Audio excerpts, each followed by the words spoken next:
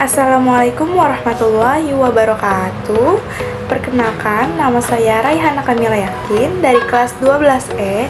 Di sini saya akan mempresentasikan tentang ghibah.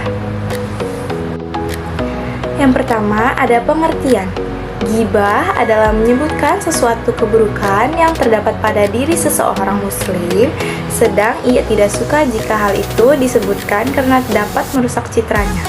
Ghibah juga diartikan membicarakan keburukan atau aib seseorang di belakangnya, walaupun hal yang dibicarakan itu benar adanya. Ghibah dilakukan dengan cara bermacam-macam, diantaranya membeberkan aib, meniru tingkah laku, gerak tertentu dari orang yang dipergunjing dengan cara mengolok-olok. Larangan ghibah. Allah Subhanahu wa Ta'ala melarang perbuatan ghibah sehingga hukum ghibah adalah haram.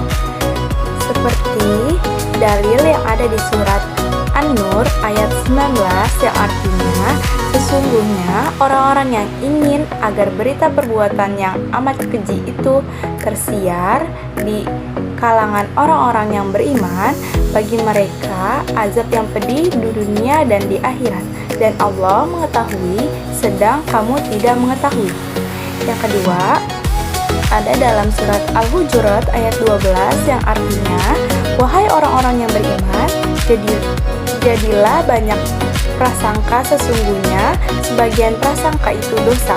Janganlah mencari-cari kesalahan orang lain, dan jangan ada di antara kamu yang mengunjing sebagian yang lain. Apakah ada di antara kamu yang suka memakan daging saudaranya yang sudah mati? Tentu kamu merasa jijik. Bertakwalah kepada Allah, sesungguhnya Allah Maha Penerima Tobat lagi Maha Penyayang. Dampak negatif ghibah. Yang pertama, mendapat dosa.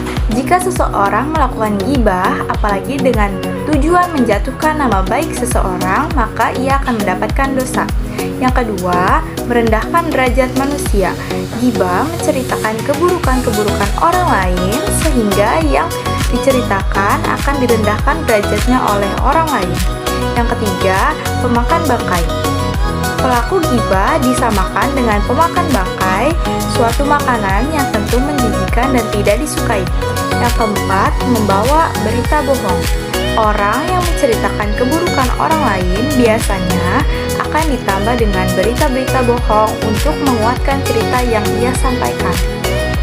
Yang kelima, berprasangka buruk dan menghancurkan martabat seseorang.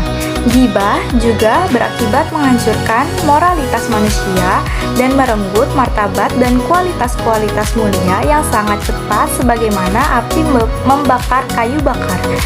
Yang terakhir, pembicaraan selalu buruk, menceritakan keburukan orang lain dengan terang-terangan, baik di hadapan seseorang maupun dalam komunitas masyarakat tertentu, akan menambah sedih jika hal tersebut diketahui oleh yang bersangkutan.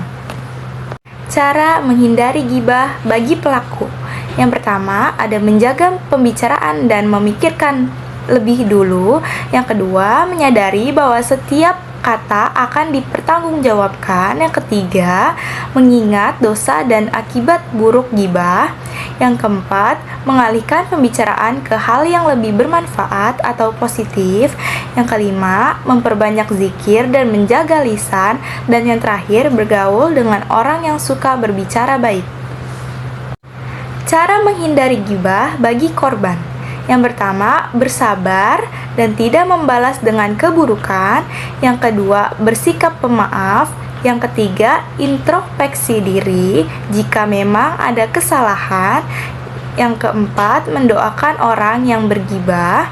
Yang kelima, menyelesaikan masalah dengan komunikasi baik. Dan yang terakhir, menyerahkan urusan kepada Allah Subhanahu wa Ta'ala. Hikmah menjauhi perilaku ghibah. Yang pertama, mendapat ridho Allah dan surga, terhindar dari murka Allah dan berpotensi siksa kubur, serta dijanjikan surga karena mampu menjaga lisan. Yang kedua, membangun hubungan harmonis, mencegah perpecahan, konflik, dan fitnah di masyarakat sehingga tercipta suasana yang aman dan saling percaya.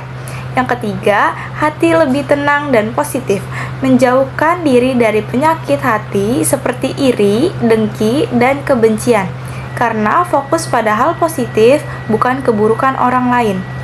Yang keempat, menjaga kehormatan diri. Sesuai prinsip Islam, jika seseorang menutup aib orang lain, Allah akan menutupi aibnya di dunia dan di akhirat.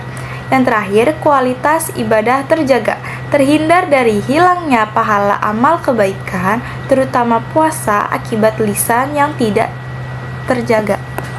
Baik, itu saja yang dapat saya sampaikan. Kurang lebihnya saya mohon maaf apabila ada kesalahan kata. Wassalamualaikum warahmatullahi wabarakatuh. Terima kasih.